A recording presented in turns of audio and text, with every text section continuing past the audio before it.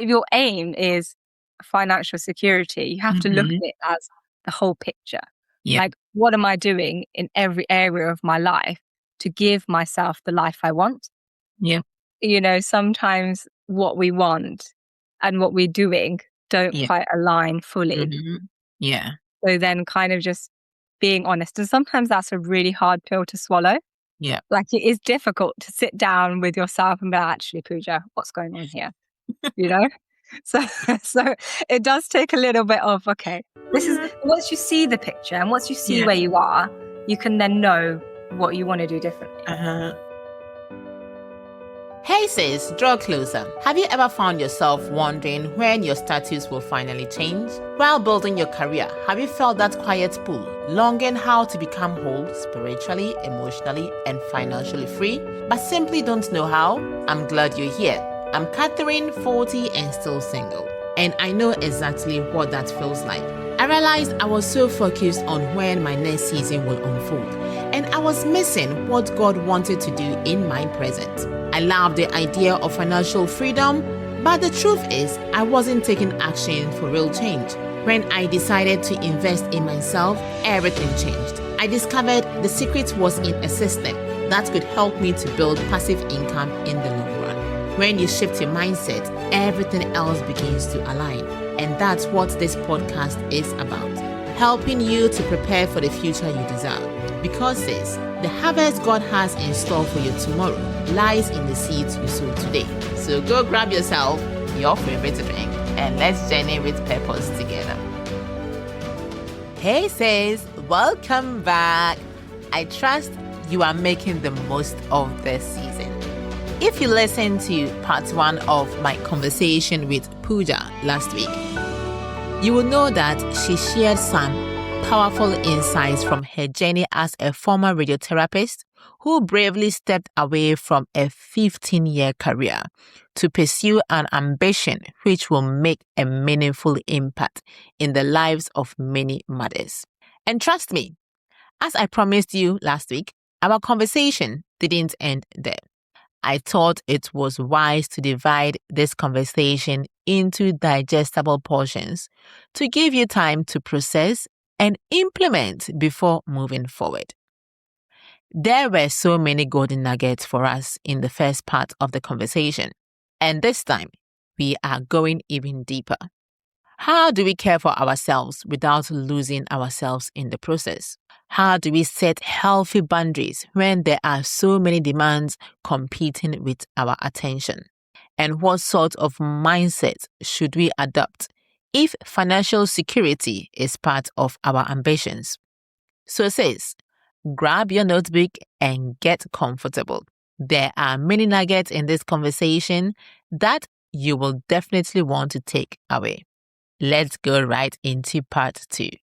The next question is, how do you avoid losing yourself while constantly caring for others? That's such a good question. And I think it does depend on what priorities you have, because it is very easy to lose yourself if you're not present. And prioritizing yourself and prioritizing things that make you happy is essential to not lose yourself in the process. And I would say also setting realistic boundaries with yourself. That is a big thing for me as well, that now that I'm a mum of 2 fairly young kids, looking after them is a priority for me, being present with them is a priority, but also building this app and building this business to the vision that I want for it is a priority too.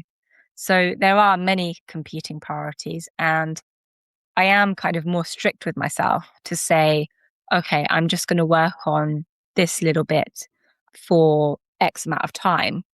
And then, you know what? I'm going to put it down for the day and I'm going to be there with my kids, covered in Weetabix or whatever else is going on at the time. But that's what I would say, really. And I think it's so important that, you do find what is your priorities and you then make it work for yourself. I like the Weetabix part. It's very real. Weetabix by yourself. And those are the moments that the kids, obviously, I don't have kids, but then when I get chance, I spend time with my nephew and my niece. Well, they live Yeah. slightly far away from me. But they remember those moments. And those moments will never leave them. So absolutely. Absolutely. So what would you say is one thing that you want women in healthcare to stop believing about themselves?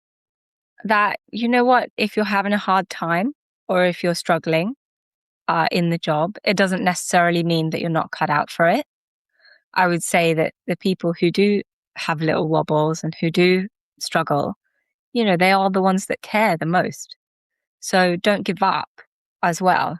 Just really try and find a way to have a moment to yourself and sort of look inside and think to yourself, okay, why is it that I'm feeling that way? And what measures is it that I can put into place? What is the story that I'm telling myself? Does it still serve me? Or is this just a story that I've been telling myself over and over again that I'm now believing, Hmm. even though it may not be true anymore? Absolutely. And I think sometimes it's shifting from what is not true anymore and realizing that, oh, I have made this something and I've made this a belief for all these years. But actually, if I look at the reality and I look at the fact, it's not the way. It's just because I have decided this was the way for a long time. Yeah. So for a long time, it looked like this has to be the way.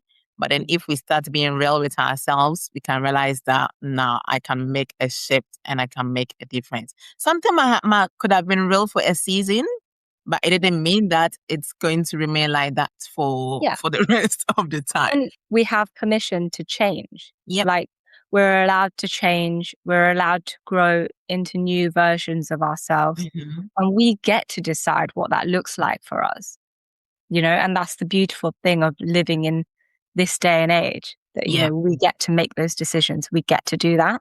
Mm-hmm. Yeah. And I feel this kind of leads me like right into my next question. So why do you think many healthcare professionals are now looking for additional income streams? I think nowadays probably wasn't like this 10 years ago where, with the advent of social media and everything else out there, this hustle culture, you know, all of that sort of boss babe culture. There is a lot out there to say, oh, well, everybody's doing it. Everybody is an entrepreneur. Everybody's got something. If someone comes at it from the point of, okay, everybody's doing it, so I should be doing it, Mm-hmm. that's not really the right way to go about things. Yeah. Whereas for some people, naturally, they believe that, okay, like this could be really, really beneficial to me. Mm-hmm. And I would say that a lot of people decide on having other income streams purely because of the fact that they're not at a place where they want to be at in terms of pay or financials. And that is just the nature of healthcare. And it's not generally, very lucrative, right? Mm-hmm. But the beautiful thing is like, if someone's coming at it from the place of, okay, why am I in this job? What do I want to get out of this job? Mm-hmm. Yeah, it may not be the most amazing job, but then if someone's pursuing something else on the side that is truly their passion, then why not? Yep. We all want to live a happy and fulfilled life. Mm-hmm. And whatever that looks like, that can look so different to Yeah. many people. And as long as people have gone into it with the right thinking, not the, oh, I should do it because my mate's done it. Yeah. Or, oh, I feel like I'm not enough. So that's why I want to do this. Yeah. You are enough despite whatever other income streams you have or do not have. Mm-hmm. Your work does not define you. You are your own person. And that is, you're allowed to change that over time. Yeah, no, absolutely. And I like how you emphasize on understanding the why. I mean, you didn't mention that, but like just what you said, that is what it is. Understanding why you making the decisions that you're making, understanding why you want to take an a journey according like next to your professional role for an extra income. If you Yeah. understand the why, it gives you a different drive Mm. than just doing it because, oh, it looks like that is what everybody else is doing Yeah. nowadays. And also, a lot of people, even the people closest to you, may not agree Yeah. with your why either. Mhm. But, you need to really understand and feel it and really think about it. Yeah. And, why is it that I want to do this? Hmm. And if it is something that you truly feel passionate about, Yeah. you may not get, everyone clapping for you, Hmm. but you clap for yourself. Like that's your thing. That's Yeah. You can do that, Hmm. irrelevant of what anyone else thinks. Yeah. Absolutely. And if you have got that conviction, that validation, it gives you the push. Absolutely. Still, like thinking about your app, Nanny, like if you didn't have that passion, you didn't really have that interior conviction of what you had to do. Like any challenge will just throw you off. And before you know it, you would not be doing what you're doing. So absolutely, it's very so important to understand the reason behind the actions that you want to take. Because when obstacles come your way, you know they're just obstacles. There are room for you to learn, and they're not going to hinder you or stop you from pushing for what you've really got that passion for. So, how can women in healthcare build some sort of financial security without obviously the burnout that comes with it? Because people are still working, maybe like myself, still working full time, but then they've still got this passion for that financial security. How can we balance the two without the burnt out? I think balance, and the word balance is something that has been heavily loaded in Mm, society at the moment, like even in the motherhood space as well. It's like, oh, what does the balance look like between your work and family life? And I'm going to say something real, and it may be a bit controversial, but I believe there's not really a balance as mm, such. I feel that, you can prioritize different things throughout your life, and that yeah, can change mm, throughout the many seasons of your life.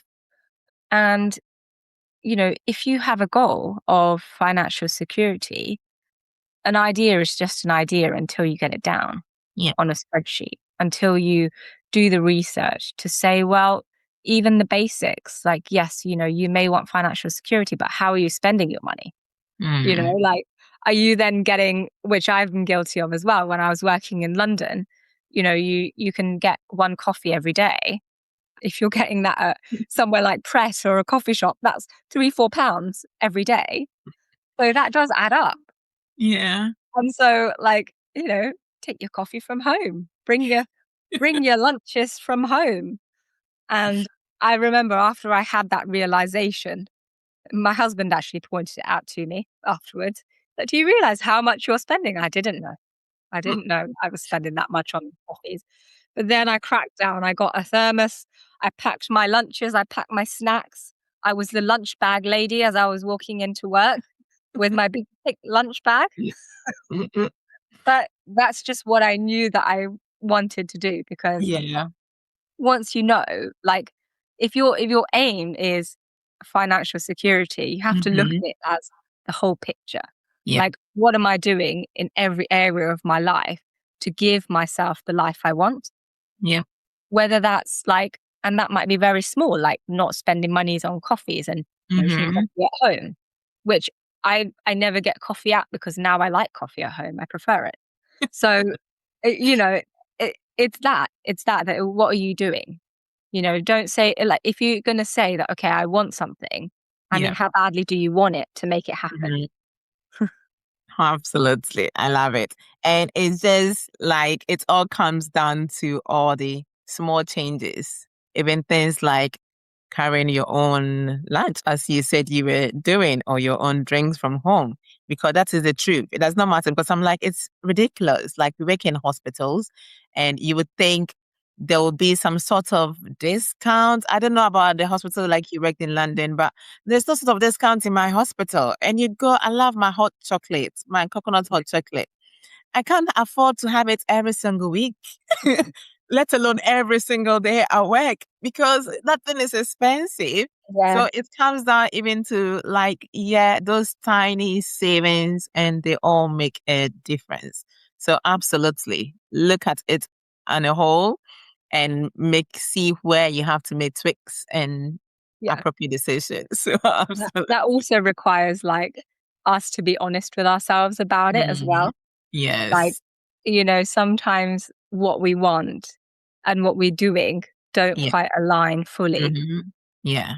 So then kind of just being honest. And sometimes that's a really hard pill to swallow. Yeah. Like it is difficult to sit down with yourself and be like, actually, Pooja, what's going on here? You know? So so it does take a little bit of, okay, this is Mhm. once you see the picture and once you see Yeah. where you are, you can then know what you want to do differently. Uh-huh. Yeah. No, beautiful. So, sis, as you have listened to this conversation, you may have identified some areas in your life that you want to work on. But if you haven't quite thought about it yet, let me leave you with one assignment. Take some time this week to reflect on your whys behind the ambitions and desires you have. You may have heard this before, but this time around, I don't want you to only write down why you want to do certain things. I also want you to identify why you haven't taken action on some of the things God has laid on your heart for a while. What has been holding you back? Is it fear? Is it doubt? Is it the fear of failure or of what people may think of you? Is it just comfort? Or perhaps a limiting belief you have carried for years? I believe we can begin to break free from limiting beliefs once we identify them and bring them into the light. So sis, prayerfully take some time to reflect on these things and ask God to give you wisdom and discernment so that you can consider how best to move forward from here. Because sometimes the next step isn't about doing something more. It's about understanding what has been holding you back and allowing God to help you to move beyond it. God willing, I'll catch you next week with the final portion of this conversation. But today, sis, I would like to end our time with this short prayer. So allow me to pray for you. Lord, I thank you so much for my sister who is listening to this episode right now. You know where she is at. You know what you have laid on her heart over the years. You know her feelings. You know the things that she has been struggling with. You know how she has been looking forward to moving ahead and moving forward and seeing change in her life, Lord. But Lord, you also know the things that have been holding her back. And these things are real because we live in a world where the enemy just likes to keep us stuck where we are and hinders us from moving forward. And sometimes we allow ourselves to remain stuck because we do not understand fully who you have called us to be. So Lord, I pray for my sister that just as it says in James chapter 1 verse 5, you say that if anyone lacks wisdom, we should ask God, who gives generously to all without finding fault, and it will be given to you. You said, Lord, you will give us wisdom generously when we ask. So Lord, I pray for my sister today that you will give her wisdom, a generous amount of it, so that, Lord, she will be able to understand how to move forward beyond the point where she is right now. And as my sister does so, I also pray, as it says in Psalm 32 verse 8, you say that you will instruct us and teach us in the way we should go. And you said you will counsel us with your loving eyes on us. Lord, I pray for my sister that you will instruct her and teach her the way she should go. And you will counsel her with your loving eyes on her. Because, Lord, the plans and purposes that you have for her are beyond what she is seeing right now. And I thank you so much for your hand over her life. I thank you, oh Lord, for your plans concerning her. And I thank you, oh Lord, that the spirit, oh Lord, of power and of love that you have set within her, oh Lord, that she is going to move out in power and she's going to walk into the things you have called her to walk into. I thank you, Lord, as she trusts you, because as she trusts you, Lord, you are going to guide her path. This I pray in Jesus' name. Amen. Until the next episode, keep moving towards your purpose, one step at a time. Do not shrink your dreams to fit your current reality. Instead, rise, scale up, and grow into the capacity God has placed within you, and make the waiting count. I really hope this episode has helped you to move closer to your goals. If it has, please would you share with a sister who could benefit from this? She might just be praying for a business breakthrough or for a mindset breakthrough. You never know. And this could propel her into her next season. You can also connect with me on social media. You could either find me on LinkedIn, where I actually hang out more often, simply by searching my name, Catherine Kiete. Or you could also find me on Instagram or Facebook under the name Catherine Animal CK. And if you have really enjoyed this podcast, which I hope you have, it will really help me if you could leave a review on Apple Podcast. If you are curious about knowing how I stepped into the digital space with confidence, feel free to visit my website, which is www.kakiete.com. So it is CAKIERTEY.com, where you can register to learn more about this online business, which I run alongside my healthcare role. So once more, that is www.CAKIERTEY.com. And I will be more than happy to mentor you every step of the way. You will also find a link in the show notes, which gives you easy access to connect with me wherever you choose to do so. Sis, stay rooted in your purpose and move towards it with intention every single day. God willing, I will catch you next week. You stay blessed and take good care of yourself. Bye-bye and ciao-ciao for now. Bye for now.